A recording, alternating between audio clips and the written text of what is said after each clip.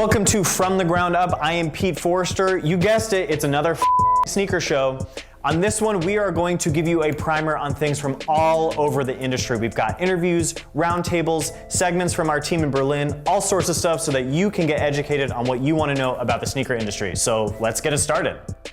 So the top news of the week this week, number one, you guys may remember the Red Octobers dropped about 5 years ago, and that's a long time, especially in sneakers. We were all, waiting for the shoes, and then Kanye announced that he was going to Adidas. Nike was obviously pissed, so they just dropped the shoes without any warning, and people went insane. So it turns out that even back then, Kanye didn't even trademark the phrase Red October. He tried to, but the paperwork was incomplete, kind of like Life of Pablo. It looks like he's trying again, but who knows how well he'll do. We found out that the trademark for Yeezy has also lapsed. I think it was in 2013. So our hopes aren't very high with him and that paperwork. So we might scoop up that Yeezy trademark just in hopes that he'll help us nab the Yeezy 500s that are dropping this weekend, along with dozens of other shoes, literally dozens of other shoes. And that is the second news point of the week. This weekend is All-Star Weekend, the weekend that NBA comes together in this year. It's LA for the All-Star game, and that means a dizzying number of shoes. We have an article on Highsnobiety.com that counted 49, but I think that there's actually 50. There's a lot of amazing stuff buried in this list. There's some gold Jordans that are amazing, some Bape Adidas. There are these Shoe Surgeon Air Force Ones that were created with Jack Daniel's honey. Plus a new pair of Futurecrafts, which is news point number 3. This is news, the new Futurecrafts. The Futurecraft 4D is releasing in a white colorway. It's basically the same pair as the black, just with a white upper. They're crazy dope, they're very clean. The resale on them right now is in line with the black pairs as they were before, like $2,000 at least. Definitely not all-star themed, but dope if you can grab them. Which leads us to news point number 4. What is all-star themed are these LeBrons that Nike designed with Ronnie Feig. They are audacious, the King's Crown and King's Cloak. I'm a fan of loud shoes, so I'm all about this. What's really interesting for me about them is that they really blur the line between what's lifestyle and what's a tech athletic shoe. We're so used to tech shoes and lifestyle shoes being separated by aesthetics or, in the case of Jordans, by decades. I think everyone just in general should walk around with a crown on their head, and these shoes sort of offer you that on your feet. And finally, news point number 5 goes almost without saying. Black Cement 3s are dropping this week. These are probably the best Jordans of all time. Possibly, don't miss them. You're gonna feel like a chump. Now we're gonna head over to Berlin, where Chris Danforth, our sneakers editor, is gonna give you a 101 history of Jordan. Take it away, Chris. The first episode is Jordans. From the ground up. Oh, hello there. Air Jordan. The name is almost a mystic thing to sneakerheads, evoking imagery of buzzer-beating jump shots, a red, black, and white blur on the court. Michael Jordan and Nike debuted their first sneaker in 1985, the Air Jordan 1. Designed by Peter Moore, the NBA actually banned the sneakers because they didn't adhere to uniform regulations at the time. But this only drew more attention to Jordan and his notorious kicks. Nike ingeniously made a commercial touting the ban and paid the fines instituted by the NBA. It was great advertising. The foundation was now set for the greatest signature footwear line that sports has ever seen. Priced at $65 per pair, the shoes hit stores nationwide in March 1985. By the end of the season, Jordan won Rookie of the Year, played every game of the season, and averaged 28.2 points per game. Kids wanted to be like Mike. The successor, the made in Italy Air Jordan 2, arrived in 1987. The shoe was designed by Bruce Kilgore, the man responsible for 1982's Air Force One. Shortly after, Tinker Hatfield was tasked with the Air Jordan 3, the first Nike basketball shoe to feature visible air and the now iconic cement print, which released in 1988.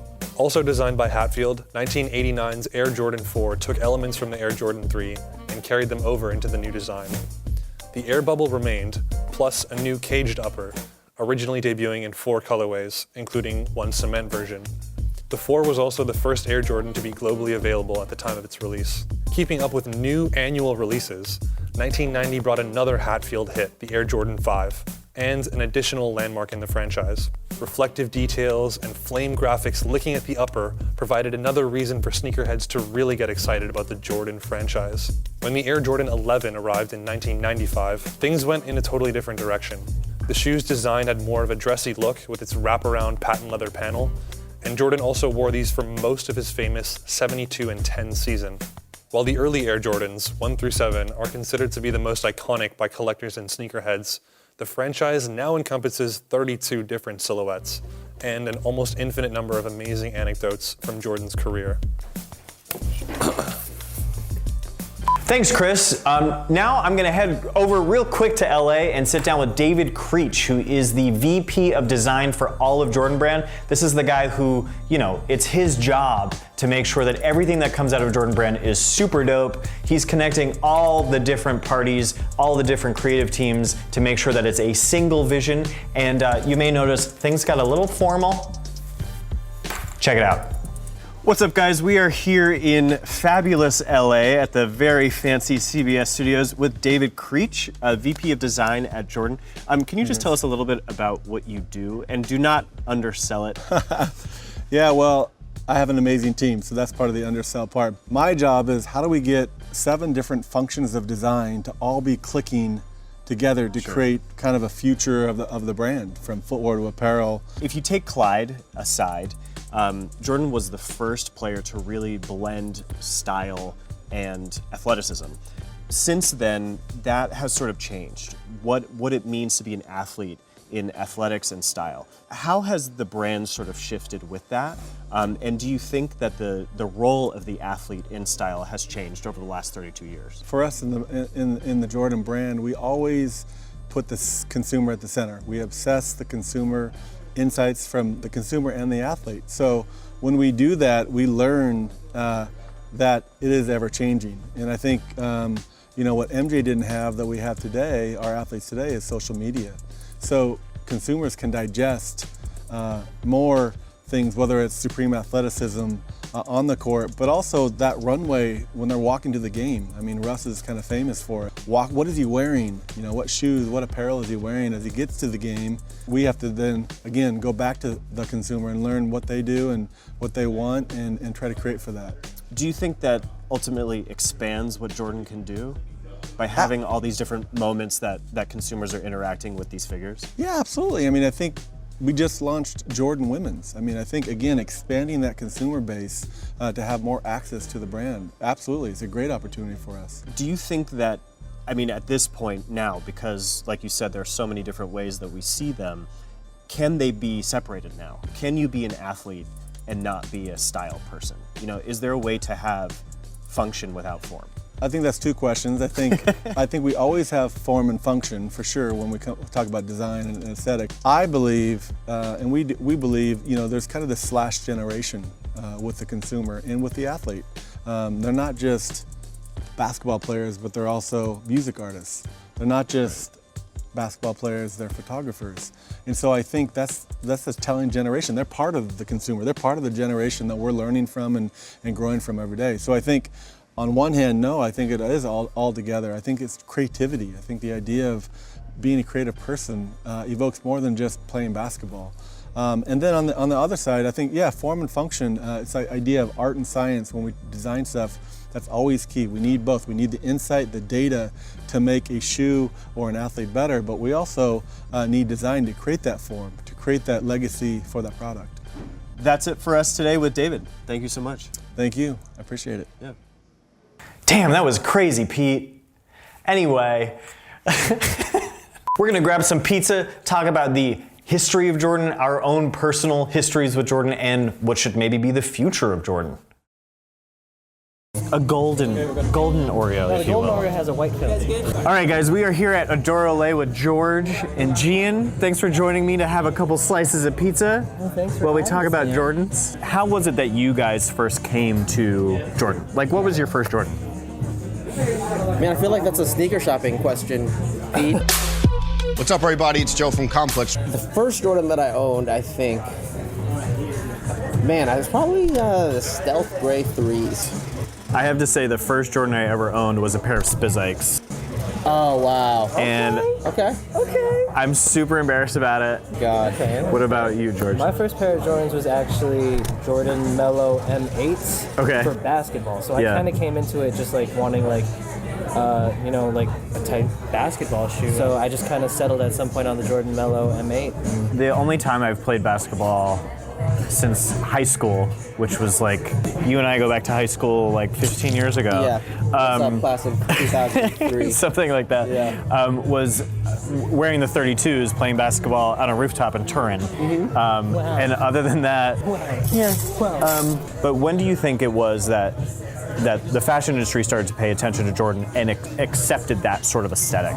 Because people realized, obviously people who like nice clothes obviously like nice shoes. Sure. Now more than ever, guys get dressed from like the feet up. Right.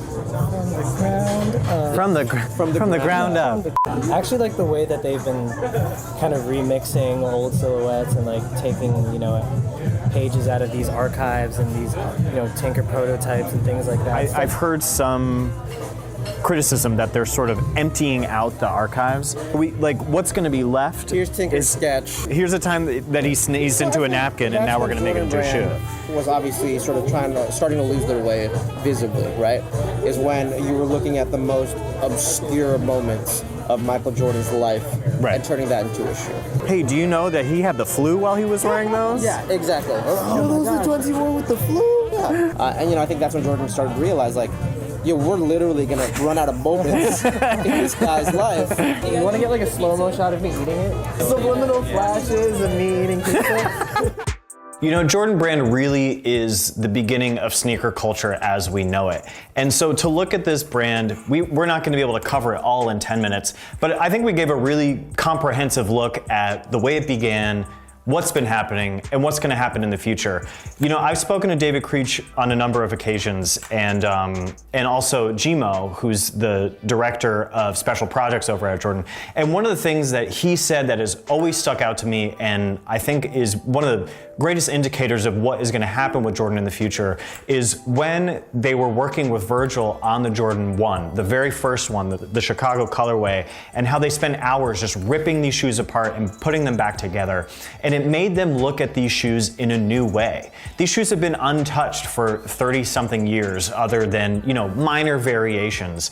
And it allowed sort of the preciousness of these shoes to be separated from the history and turn them into what they are, which is, it's a sneaker. It's a little piece of sculpture made of leather and rubber. And when you separate it from the history, that's all it is. As soon as Jordan Brand was able to recognize that they can do that, they can look at this shoe as a shoe and think about it that way, take it apart, put it back together, things become a lot more exciting. And I think that is where Jordan Brand is going in the future, is to say, this is our history, but where can we take this, turn it into something that is applicable, and have them still look the same? Our next episode is about sneaker startups. I can't tell you exactly who's going to be on it quite yet because it's still a secret, but it will be posting on March 2nd, so look out for that. Thanks for sticking with us, guys. Hope you learned some stuff. If you have any questions or comments, please leave them down below. We really rely on you and our community to help make this as dope as it can be. Until next time, I'll see you guys later.